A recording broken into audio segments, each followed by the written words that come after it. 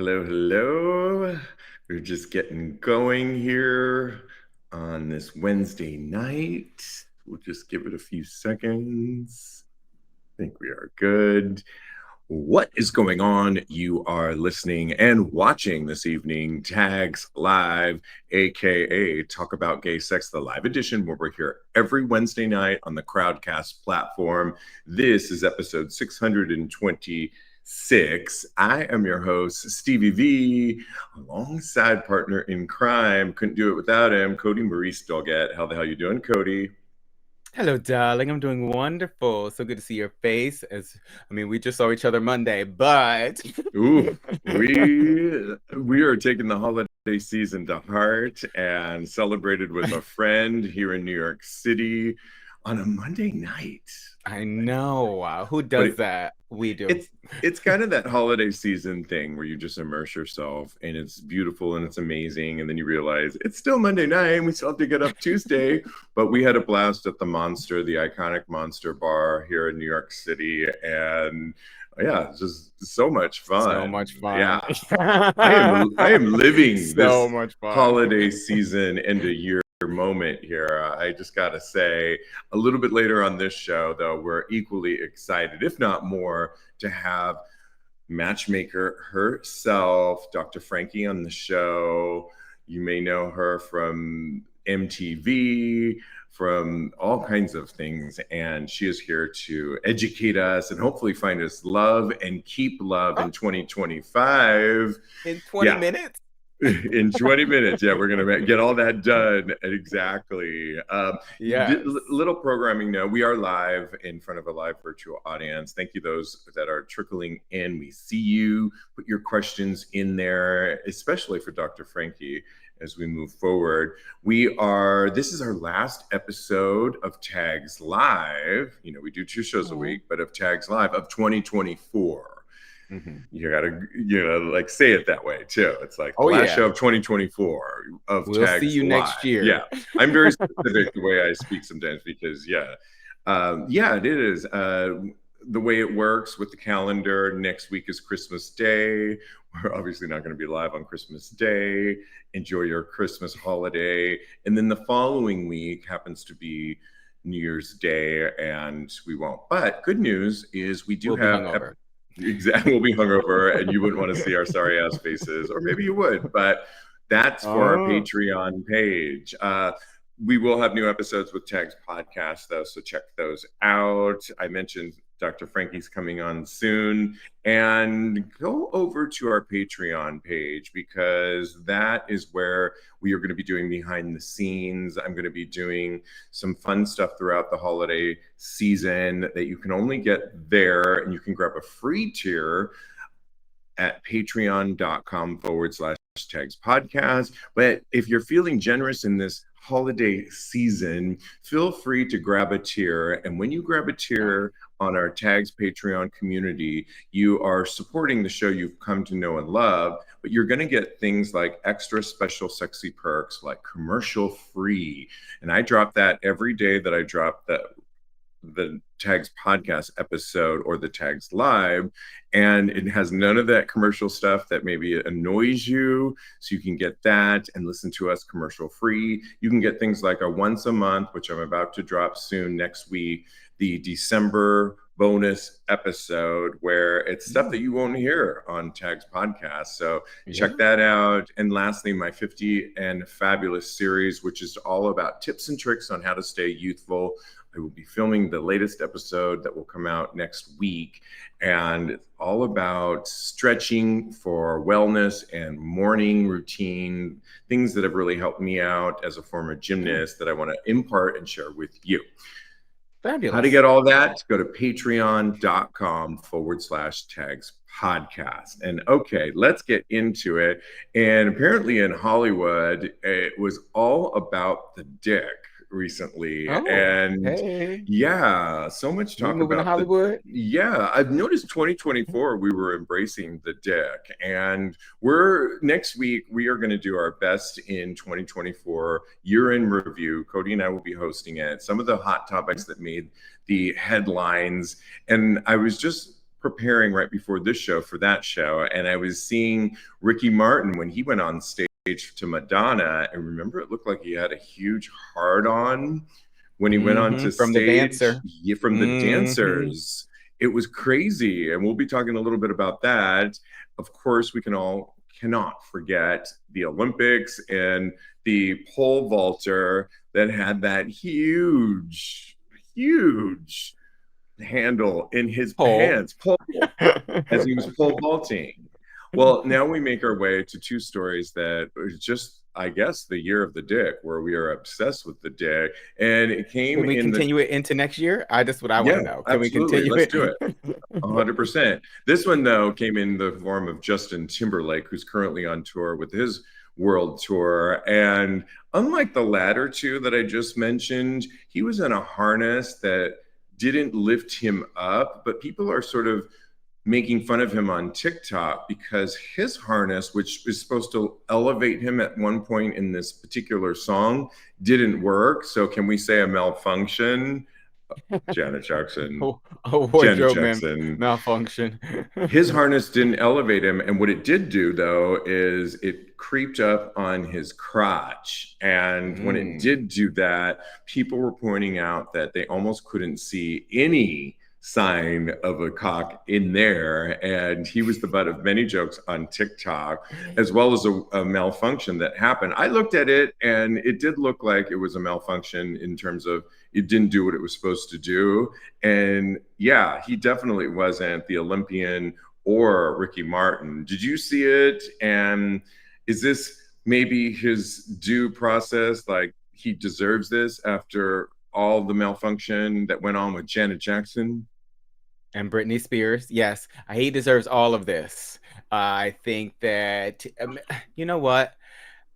Maybe it was cold in there. Maybe he tucks. I don't know. Either one of those things could be a thing that could happen. So I'm not, the jury is still out as far as Justin Timberlake's penis size is concerned. And for me, because back in the day, they used to claim that he had a trouser snake, that it was really big. Do you remember those rumors coming out in the early 2000s about his big penis? I didn't know. Oh, okay. Maybe I was just very infatuated with Justin I've never Timberlake been a back in big the day. fan, so No, never. Okay, well, I'm not now, but I just think that this is something that he, has to ride the wave. Of course, there's going to be jokes made. There's a million reasons why his penis could be small in that moment, but you know what? That makes me that poses a question to me. Why was the pole vaulter erect when he was vaulting the pole? He wasn't erect at all. I don't think that he was erect. I think that was just That's heavy flaccid. and flat. Yeah, I think yeah. I He's need his phone definitely number. not a grower, not a shower. He was definitely, I think it's just heavy and girthy, and that's what's out there. And so, yeah. And I would rather be on the side of, I'll give him my whole check. yeah, you don't want people talking about your size in the media. And now that we're so comfortable talking about it, it's like Ricky Martin, yes, Cooper Koch from Menendez Brothers owning it in his shower scene in the Menendez Brothers. And you don't want to be what everyone's talking about right now is Justin Timberlake's not seeing it. On another Hollywood update where the cock just seemed to be making its place in our land was Jamie Foxx. So Jamie Foxx, as we know, had a serious issue that brought him to the hospital. And in his current Netflix special, he addresses it. And it turns out it was a stroke, actually. And he makes comedy out of it. And thank God he's doing well. Well, he's been celebrating. He celebrated the release of the Netflix special. One of his favorite restaurants is Mr. Chow. And he went to Mr. Chow in the same week, another time, and brought his family. And he had his children there. His children are pretty grown-ass adults, so keep that in mind when I tell you. I feel like the younger daughter could be in her teens, but the older one is definitely. Yeah, so keep that in mind then, maybe younger adult. And the there was a joke that was placed on him that it was sorry, my boyfriend just texted me and I was like, you're distracted for a second. But there It was happens. I wrote it here, the Jackass crew, MTV Jackass crew that is known for playing jokes on their celebrities, decided to, Mhm. from a top balcony at Mr. Chow, which is a pretty chill restaurant, very expensive but great food. I named my dog after the restaurant, Mr. Chow, back in the day. They Aw. decided to pull a prank on the table of, remember, he's celebrating with his family, and position a dick, like can do that with like a visual image, and posted a huge dick on his dining table with this. He did not take lightly to that and went up there and had a few words with them. It was all in fun. Do you think he took it too seriously, or did the Jackass crew take it too far, knowing that of all the things he's gone through, surviving a stroke, divulging all that was really inappropriate? How do you weigh it? Well, first and foremost, Annalise, the younger daughter, is 16 years old. Okay. So I think that he Well, acted. old enough. I don't know, Steve. You don't want to expose your daughter, your child that's underage, to anything like that. At least I don't. I think it was inappropriate. I'm surprised the Jackass people still have jobs. I thought that show went off the air 10 years ago at least.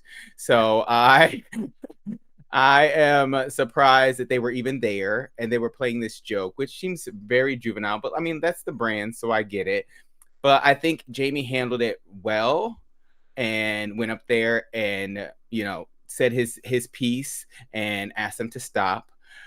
But they reacted in an inappropriate way. They threw a glass at him. He had to go to the hospital and get stitches. That's too much. Yeah, No, how did on the somebody's glass birthday, enter the picture, though? I think that one of the Jackass people got irate and they threw the glass in that direction and it hit Jamie Yeah, Foxx in the face. That's too much. That is something that we can't advocate. That is something that I won't stand beside, and I need for them to yeah. get it I together. definitely think Play some adult they, pranks. yeah, knowing his story, knowing that they probably didn't mean that, but knowing he was celebrating with his family, knowing what he's gone through, a stroke, it's like really, and yeah, throwing that glass that ultimately had Jamie Foxx in the hospital for stitches is not cool. And so I think, Yeah. yeah. One of our listeners, because we are live, was asking about the tight Speedos. And I asked, what are you referencing? He said, French diver sends Olympic fans wild as pictures of his very tight swimming trunks goes viral. Do you remember that moment, Kodi? I do not, but I'm Yeah, going to Google it right now. the Olympics this year were giving and giving and giving in many ways. We haven't even mentioned the gymnasts that were, oh my gosh, equally Oh, they're all hot. hot. Oh yeah. And a lot of this we'll be getting into in our year in review when Oh, tags yeah. gets It's unwrapped bold. for 2024, because everybody else is getting unwrapped. So it's our turn. All right. Well, we got to move Why on. not? Yeah, right. We got to move on to the term trade of the season. And Drag Race is known for its, since it's been around, for using the word trade. And what does that mean? It essentially means who out of the drag queens per season is considered the hottie of the season. Am I right about that? Yes. Who's the hottie? Exactly. Yeah. And recently somebody posted the whole slew of drag race queens, but looking as boys, and all the ones that were trade throughout, showcasing 12 out of drag queens who claimed their trade of their respective season. Well, now the phrase trade of the season is being in question because many people are questioning its original usage of the term. And apparently it was used more in the ballroom culture to refer to black room culture of a more masculine person that would also be in a ballroom culture, but that actually wasn't necessarily gay. Am I correct on that in the So, referencing that? from my understanding, it's more about, yes, it comes from ballroom, but it was referencing the guys that were DL, that Yes. would come to see the girls, the transsexual girls, and they didn't want anybody to know that they were into transgender women. So they are called trade because I don't know where the term comes from, but they are not necessarily, they're very straight acting. And Correct. my computer just gave me the thumbs up, so I must be correct. Yeah, so Yeah, that's where it comes from. I have some origins and historical usage of trade. The term originally Okay. referred to straight or straight passing men who would have casual Hmm. hookups with gay guys, either for sexual fulfillment or money. And in ballroom culture, it specifically referred to hypermasculine black men who engaged in casual sex, whether or not they There it is. actively identified as queer. Okay. So none of the list of men in Drag Race are black at all. And it seems some people are calling the term out as a misreferencing, and it has nothing to do with the original terminology. Hmm. How do you feel on that? And yeah, what are your thoughts? So I don't necessarily think that trade has to be a person of African American heritage or just black in general. It would have been nice if they had some black people up there because representation matters. But I don't see that as a disclaimer to somebody being trade, whether or not they're black or not. For me personally. Yeah, and I kind of agree with you too. I think also words and terminology have changed and evolved throughout the years too. And I think that this isn't like a really good thing for black people on the DL, that they want to own that word anyways. It's a term that you probably wouldn't want to be called that given the origins of it in general. And to reclaim a word and make it positive for a TV show makes sense to me. And Yeah. this is not offensive at all. So I think people need to calm down a little bit on this one. I don't think that we're going to get rid of it. We're approaching a brand new season of Drag Race, and I'm sure there will be the usage of the term "who's the trade of the season." I just think it's re- reclaiming a word and doing it in a positive way, because honestly, DL and masculine straight men that have sex with men that don't identify as queer isn't necessarily like a positive thing.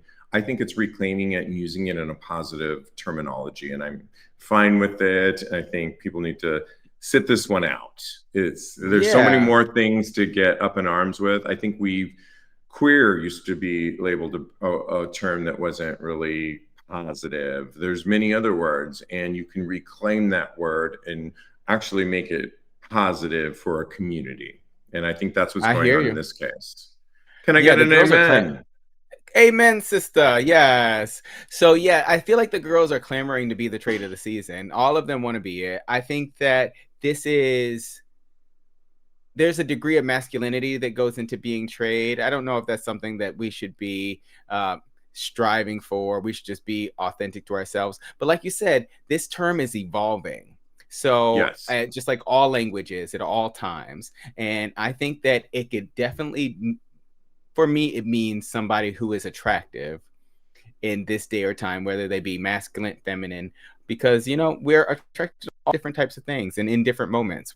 So I feel like this term can be used very liberally in different situations.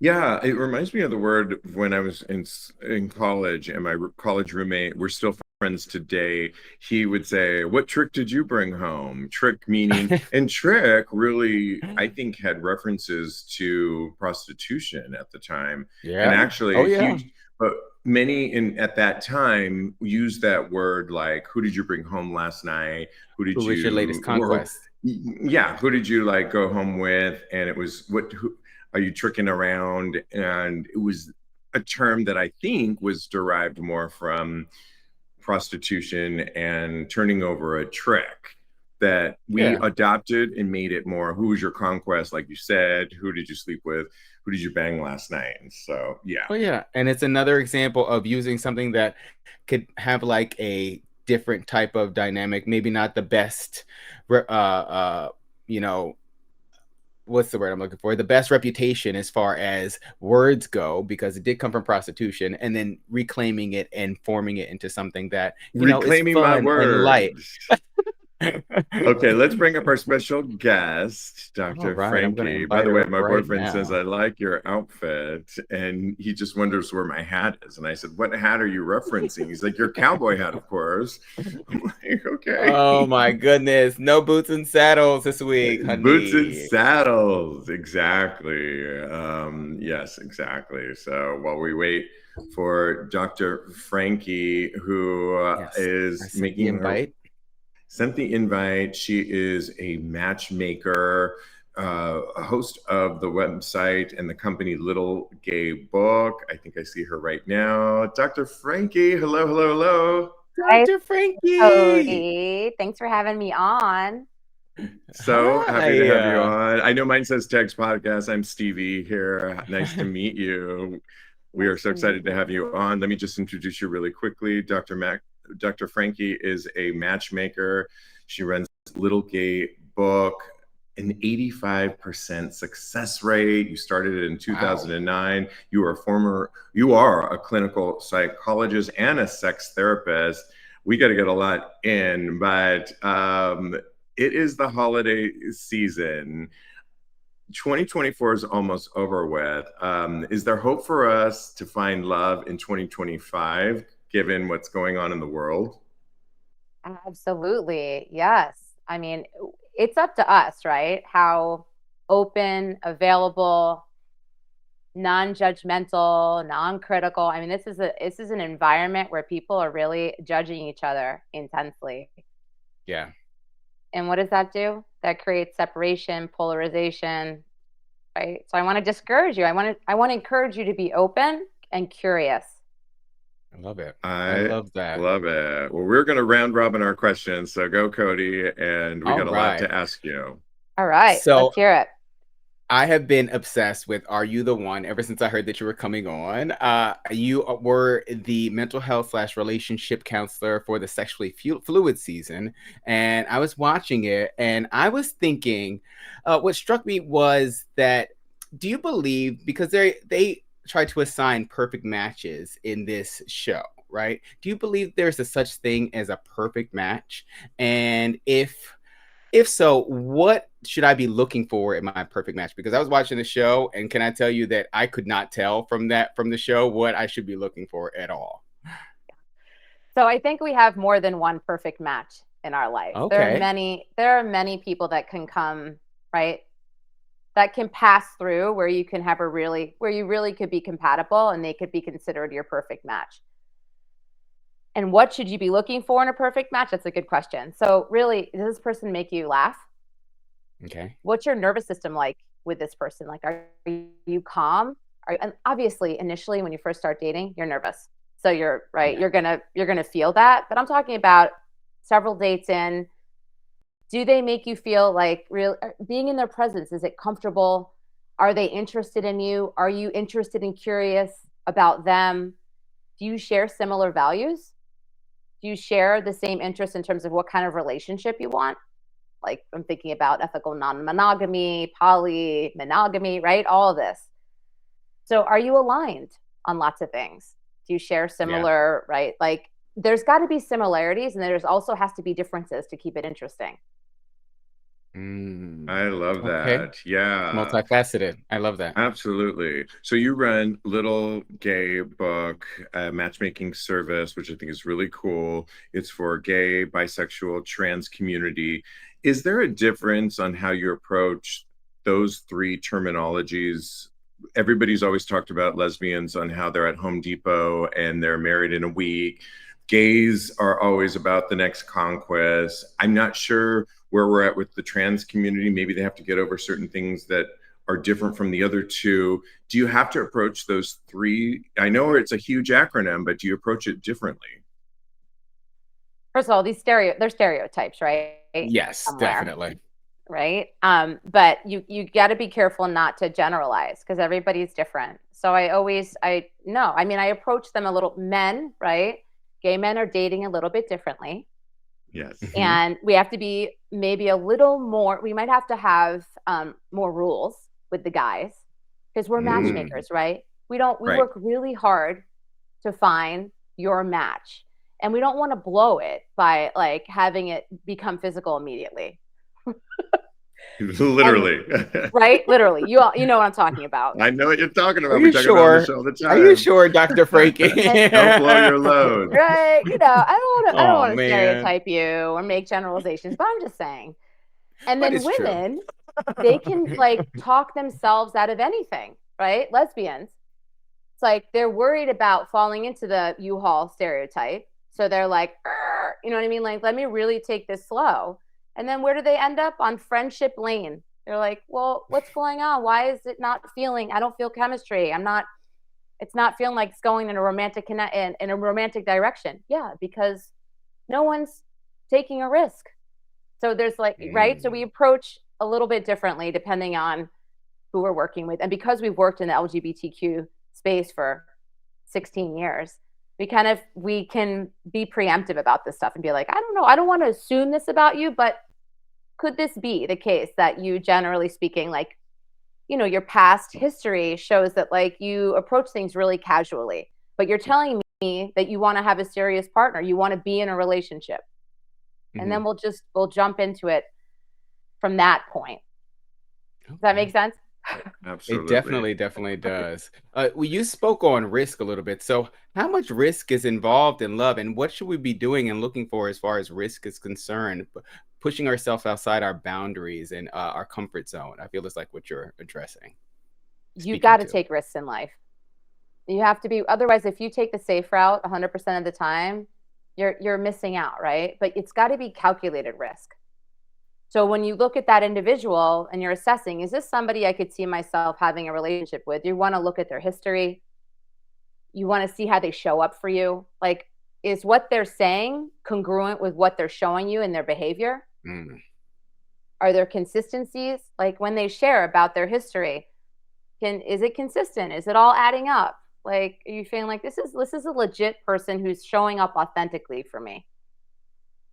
I could see myself trusting this person. I'm going to lean in. That's risk right there. You're trusting that what that person is presenting for you is legit. Is like, this is somebody who's a solid human being that's really being honest and authentic. So being vulnerable. Yeah. Being vulnerable is a risk. Yes, totally. And you got to be willing. Yeah. And I'm getting from you, trust your instincts a lot more, because I've heard people, gay men even, talk about this, that how much do they make? What is their credit score? Things that I've never thought of. Maybe I should be thinking about these, but these weren't on my, I'm so old school that I just kind of, I'm currently in a 7-month relationship. And it's going well, but I feel like, do you want us to go more to trust our instincts a little bit more versus what's on paper?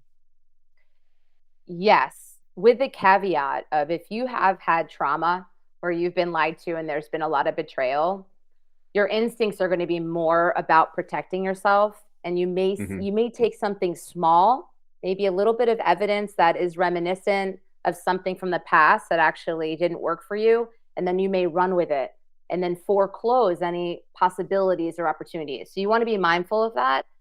But in general, barring that, you do want to listen to your intuition, to your gut. That's a second brain, and it's usually right. So like to say to somebody, I want to, or to do a background check, that comes up sometimes. Like, people are doing background checks on each other. Like, wow. How would you feel? That would feel, to me, I would feel super, like, that would be creepy if somebody went on a date with me. Invasive. It's invasive. Yeah. Wow. So rather than do that, like, get to know this person. You might want to do a Google search. Fine. Who doesn't do that, right? Yeah. But really get to know them and listen to your gut, and maybe like hold off on bringing them home. Like, just spend some time out in public with them. See what how do they interact with servers, for example, wait staff. That comes up a lot for people. Like, when I interview potential clients, matchmaking clients, are like, I want to know that this person is a kind person. And one way you can tell is how they treat wait staff when you're on a date. Mhm. 100%. How do they tip? Definitely. How do they tip? Yeah. Do they tip? Tell them to come to my restaurant. Do they? Yeah. Girl, everybody should be tipping in this economy. So another question that kind of came up for me watching Are You the One? Like, so these people are supposed to be their perfect match, right?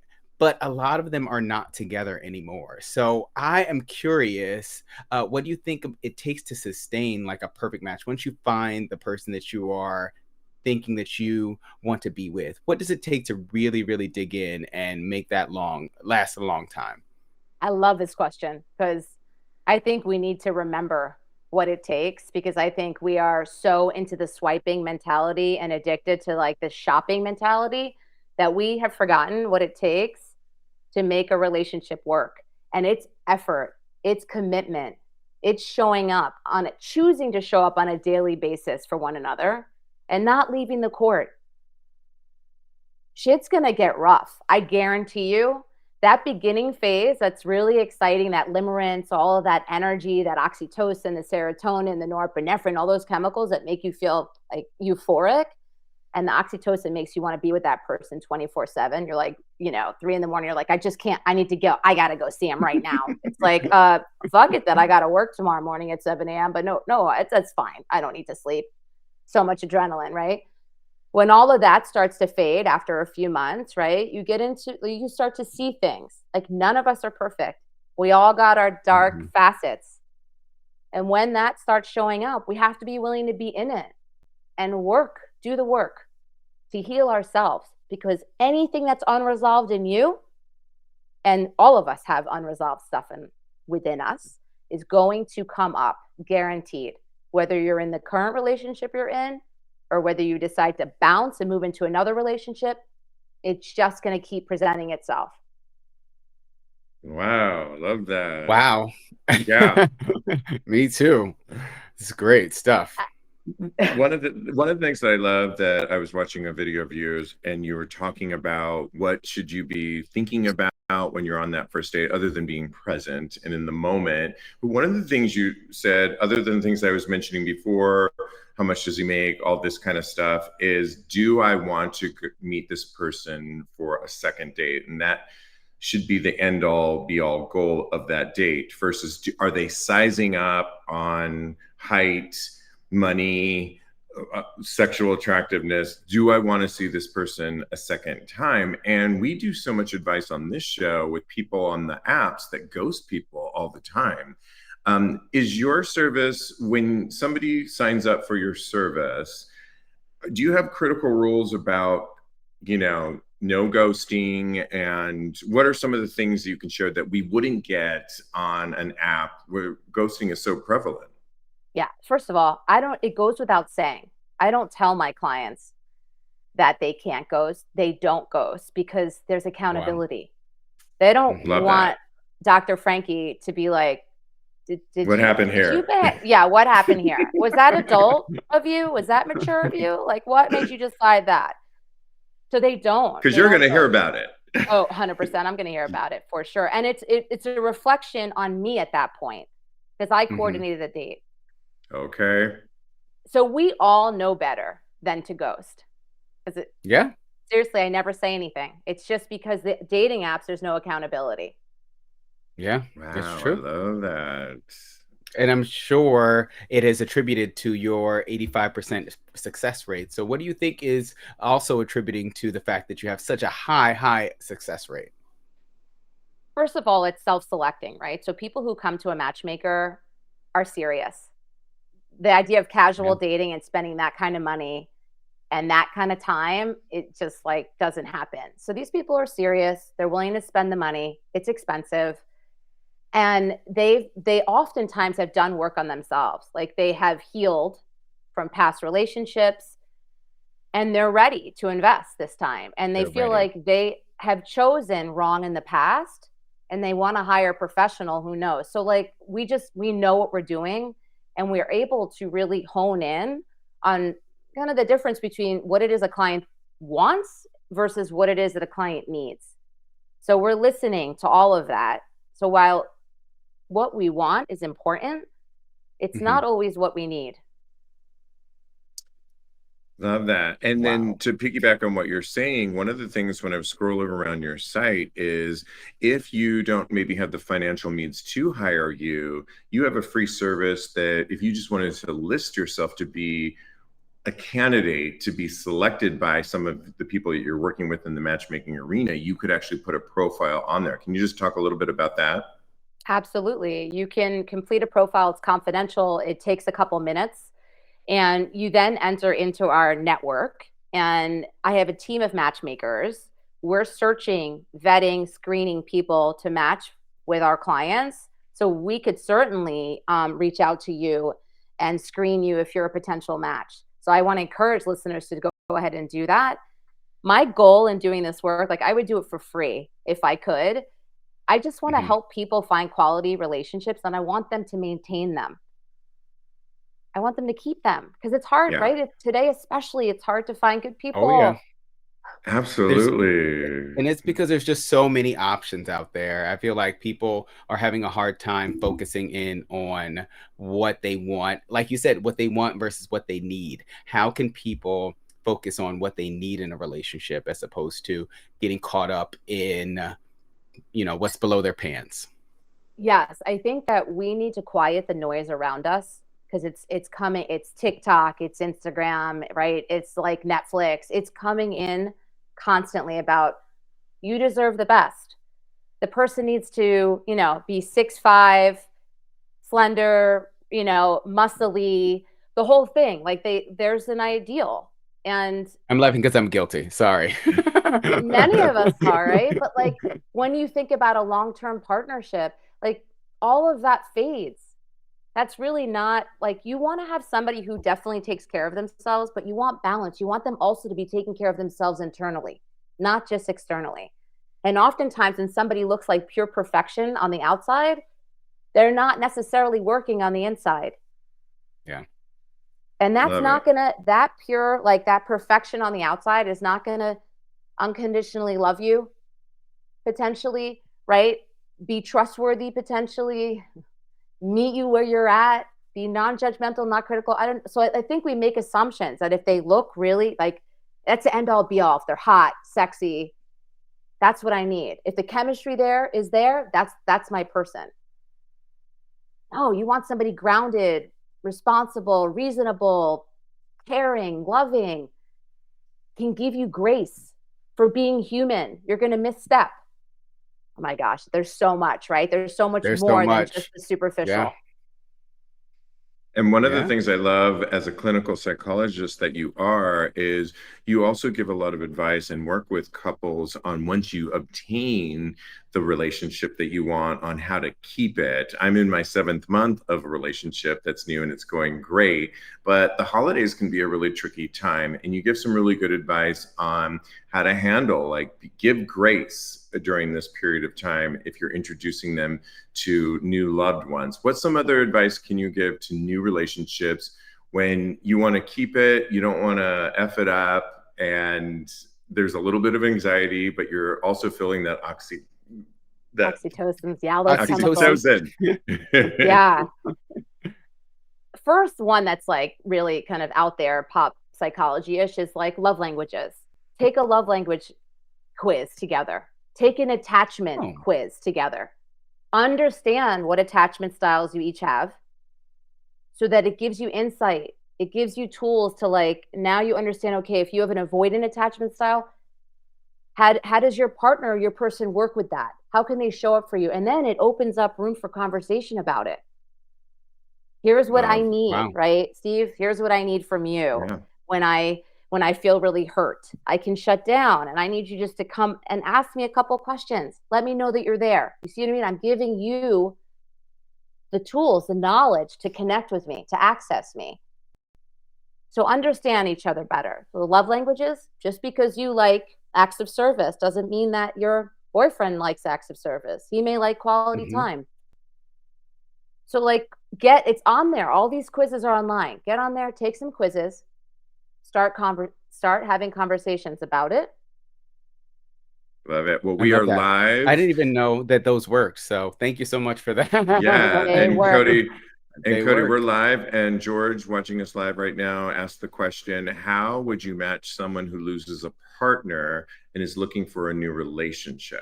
And maybe not knowing how long they've lost the partner, but it's a sensitive question. But yeah, what would you say? So I would say you want to make sure that this is a thing. When we lose a partner, it's like oftentimes there has been a lot of time beforehand to grieve. We just don't know. I don't know enough information. But if somebody has Sure. had time to grieve and their partner's gone and they're ready to get out there, it's like I would say, come to me, come to us. Let's assess and see. Are you truly ready? Can you show up for someone? And part of the healing happens, number one, in relationship, and grief healing is ongoing. People think that they should fully grieve before they get into a relationship. That doesn't even exist, because a new relationship, right, is going to bring up, it's going to stir things up from your past. It's going to bring up memories. It's all normal. And the new partner has to understand that as well, too. Absolutely. Absolutely. Yeah. So a lot of sensitivity. Absolutely. Oh. And don't wait. Don't wait until you're fully healed, right? You've grieved completely and then you're ready to go and find somebody. It's like, it's going to be an ongoing process. Yeah. Yeah. Has anybody ever really healed from anything, honestly? Aren't we all just going through continuous healing? 100%. Yes. And then you're going to think that you've healed, you've done all this work around something, and something will happen that triggers it again. And it's about how you cope when it comes up again, how you cope. Like, do you get dysregulated? Do you start raging? Are you impulsive? Do you start, right? Do you shut, like, how do you handle that situation? And hopefully with every subsequent event that triggers it again, you're handling it better. I love that. Come on, Dr. Frankie. Oh my gosh. So we gotta love ourselves, people. Just love, right. self-love, give love, and know that we're just doing our best. Wow. Well, we want to thank you. People can go to littlegaybook.com and they can find out more information about you and your services. And there's a lot on there. Any other things that you want to plug or anything in 2025 that you're working on? Yeah. So feel free also to check out my YouTube channel. Every week I have another topic I cover, all about relationships, dating, romance, sex, because I'm a board certified sex therapist. That's right. Yeah, we didn't even get it. We have to have you back and talk about sex. I would be happy to do that. I mean, we are a sex podcast. Yeah. Right. Part 2 coming soon in 2025 with Dr. Frankie. Good. What do we have coming up? We have elevated experiences. So we're going to do retreats and things like that. We're going to continue expanding to other cities, our speed dating events. We have gay men's events. So if you're not quite ready for matchmaking, but you want to get out there, dip your toe in, sign up, register for a speed dating event. And we're going to be in every city.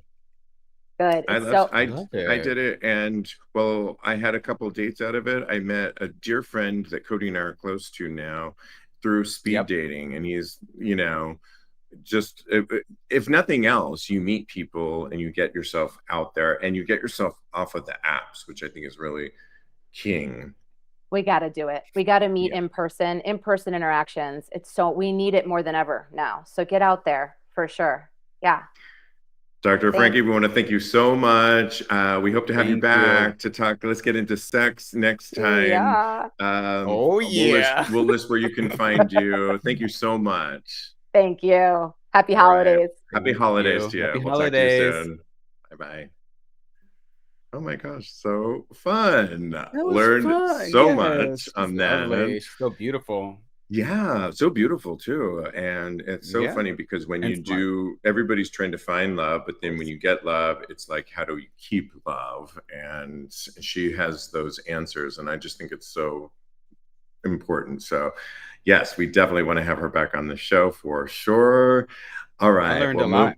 Me too. I know. All right. Well, moving on, we've been talking about everyone's Unwrapped series of 2024, and it all started with Spotify, but we did Grindr, we did Squirt.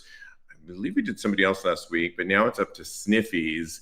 Sniffies stats for 2024 include things like what were we looking for in cruising, edging, orgies, and one epic meetup. And what am I talking about on that epic meetup? It happened in New York City. I'll talk a little bit of that in a second. Cruising, of course, is one of our favorite pastimes, and there was a 26% rise in straight users this year on the Sniffies platform. Oh, yeah? Anonymous and discreet sexual encounters are also getting bigger, literally. And Sniffies reports that the largest orgy or pump and dump had 339 attendees. That's like a warehouse of people. That's crazy. That all happened in New York City. And here's some other interesting stats we'll discuss in a second. One of the things that overpowered top and bottom was the term verse, and I think that's key. If you're looking to try out Sniffies for yourself, then take a trip to DC, Los Angeles, or Houston, as those were the three big cities that had the most cruising opportunities available. And in terms of international, don't fret, because Calgary, Madrid, and Melbourne were the fastest rising cities using the hookup app. All good stats there. Any of it surprising to you that people were labeling themselves more verse? And how about that 339 orgy that you and I somehow missed out on? I was going to say, why wasn't I invited? Because it was in I love a good hometown. orgy. I know. I love a good orgy. And I am kind of miffed that I wasn't invited and I didn't even see it. So that's almost too much. That. I mean, it's never too much, honey. It's never. Luther Vandross said it. Never too much. Never too much. Never and there's a new documentary coming out on CNN that I got to watch on Luther. Ooh. New Year's Day. Yeah, I'll record it. We'll watch it. But go on with your wrap up. I'm really surprised that there are straight people on Sniffies. That really got me. I was like, this is not something that I foresaw. It wasn't on my 2024 bingo card. Straight people on Sniffies. That is, it feels invasive. Like I don't understand where or how they fit in the Sniffies tableau. So I think that that is the number one surprising thing. But everything else I'm pretty aligned with. I understand that we are all trying to, express ourselves sexually, and I think the Sniffies is a perfect place to do it. So keep on sniffing, guys. Yeah, Sniffies has been the one platform. We had them on our show originally when they first launched, talking about the marketing of it. I think that it doesn't surprise me that there's straight users on there, because it goes back to the old cruising platform where you can be anonymous on there. And there's a lot of people, I was explaining this to my sister before, that just because somebody has sex with another man doesn't mean that they are gay in many ways. And cruising back in the day, a lot of people that were on the DL or whatever that didn't identify as queer or gay just were looking. It was one of the types of sex that they wanted to have. And so that's why I like Sniffies, because if you want to go that route, you can explore and you're going to get people that really just want to have sex instead of getting caught up in a lot of the app terminology that makes it so like, are we ever going to hook up? I feel like it's more down and dirty and right now. And I also like that people are owning verse. And I feel like in the past, people would, more people that put verse bottom, or I used to put verse bottom, but what I really meant was bottom because I thought it sounded better. But in recent years, I've become a true verse. And I think a lot of people have learned to become both. And you can actually explore both sides of it. And that's definitely been my truth. And I think it reflects in the Sniffies roundup of 2024. So I agree with you. I do want to say, I push back just a little bit about the straight people that are using Sniffies. If, in my personal opinion, if you just fall into some dick, I get that. You might still be straight.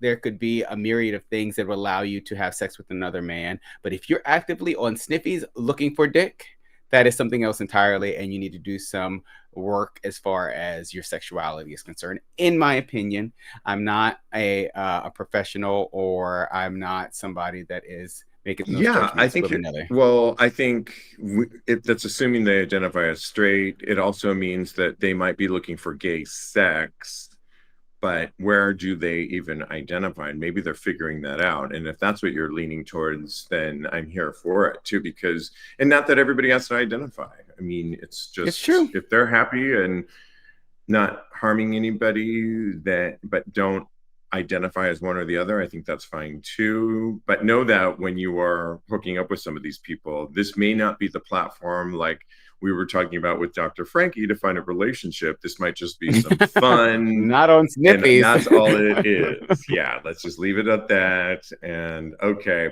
well, we love to give advice on this show. And there was one person that wrote, how do you establish and ensure sexual compatibility early among potential relationships? They write on Reddit, I've dipped my toes in dating again since divorcing a year ago, and a major but not determining contributor to the dissolution of my marriage was that we were only minorly sexually compatible. I've been hooking up with a friends with benefits right now, but when I get into a relationship, it won't be with any of them. I mainly only do only hookups, and I'm pretty sure that's all they want in response. How do you establish that you have similar aligning in the bedroom goals without sounding like you're only trying to arrange a hookup and wasting time developing feelings for somebody? This I'm and then they say I'm talking more than just top bottom. Mhm. This is interesting to me because the way I can relate to this is with me, my boyfriend and I, we didn't spend a lot of time having that conversation or figuring all that out. It just kind of worked out. And in fact, we may have switched roles in what we were normally doing sexually. Mhm. And now we can go back to our old roles. I think there was sexual attraction with us, and that's more important. Like, are you like, is there something there? And I think that it just worked out. That would be like, don't be so caught up in is this, do we have to be like sexually aligned compatibly? How do you weigh in on this? I think this person has had an experience that has kind of not traumatized sounds really bad, but they were traumatized by their past relationship as far as sex was concerned. It sounds like some things happened to where they wanted more sexually, but the partner didn't see or want to do any of those things. And now they don't want to fall into the same pitfalls now. So I think that if this is totally legitimate. I feel like if they don't want to fall into the same regimen as before, they should be as open and honest about their sexual proclivities when it comes to dating. And then be cognizant of what the person says. Because honestly, if I was trying to date somebody and they said that they were into X, Y, and Z, I would probably play along a little bit to a certain degree, unless it was something that I absolutely had no uh, thoughts of doing in my life at all. But pay attention to how they actually have sex and what it feels like they're interested into, because like Dr. Frankie said, your gut knows a lot. So I think that as long as they're open and honest about what they want, and they are in the initial stages looking at what it is that this person actually feels like they want to do, then they should be golden. They just needs to be open and honest. That's it.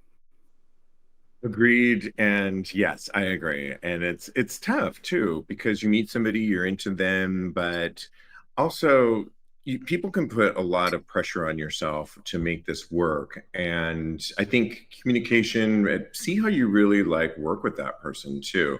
But there was, to your point, there was somebody when I was going out on different dates that I was so attracted to him. He was attracted to me, but it wasn't really aligning in the bedroom. And then it Okay. was months later when we weren't talking anymore. And I had posted a picture of myself on Instagram in leather. And he responded on a DM like, oh, daddy. And it turns out he wanted to kind of be more dominated and wanted to kind of go Okay. back in time, like, oh, I want you to do this to me, as if I should have known that back when we were dating, which I didn't know that. Yeah. But now for me, it was too late. It was too hard to go back in time to that. And maybe you should have said that when we were first, or at least led me in a specific way towards that. He didn't, and we missed our opportunity, I feel. So if you really want something, down. yeah, if you're really down for something, then like you got to express that also, would be my advice early on. Lead them in that direction and see how they respond. And you know, I did that with a fetish with my boyfriend and I, and it turns out it worked out, and we now enjoy that fetish. 2 fetishes I can think of. So yeah, come on now. All right. It's time for a final thirst trap. And we are on, you missed it last week, Kodi, when Teddy Alexis, our other I can't co-host, believe it, but I did look at it. Okay, good. It was round 1 of the semifinals where Straight Up Gay Porn actually is going to pick a thirst trap king. It's the website, Straight Up Gay Porn, that is choosing a thirst trap king. And there's 35 finalists in the Thirst Trap King content. 18 of them were presented last week. This week, another 18, excuse me, have made up the rounding. And ultimately, the people that came in number 1 for last week included Hazel Hoffman, Nico Copa, Lucas Moreno, Oliver Marks, and Swirly were some of the top picks, and really good picks. If you had to pick in round 2, who do you pick and why on an audio podcast? They're all so wonderful. There's a reason this is the roundup, because it's so hard to choose. Too many. I know. I really like Third Leg J, Gael Kriak. Who else? Oh, Johnny Donovan has been a crush of mine for such a long time. And Kodi Saya. But I'm voted for Edward Jaffam, 97. He's just so adorable. He is butt naked on a couch with a towel over it, so you know he's ready to get it on. His legs are up in the air. He's got his face in his armpit, and his huge dick. He's holding it in his hands, and it's just getting me aroused right now. So I feel like he's ready to get fucked. I'm ready to fuck him. And yeah, that's my pick for this week. Say his name again.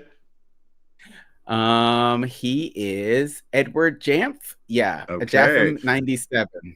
There were so many on this one. XL Cowboy comes to mind, who's looking really luscious with a cowboy hat and his nice abs, kind of really nice and thick, and a beautiful cock. Of course, Matthew Camp looks delicious after coming, and he has thick gobs on his abs and an ethereal face expression that I love. Hot Axel is ripped and delicious in a mirror with a very thick cock that's almost thicker than his waist, if that's even possible.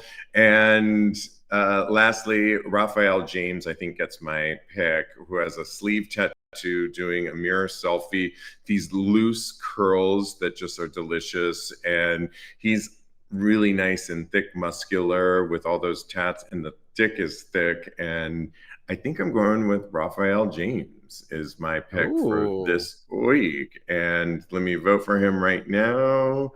And yeah, everybody should vote. I will post this in TAGSPodcast.com. Just reference episode 626 and stay tuned, because we will vote. We'll see who gets the ultimate winner. James, watching us live, says Hot Axel has my vote. Oh my gosh. Okay. Yes, exactly. Hot Axel.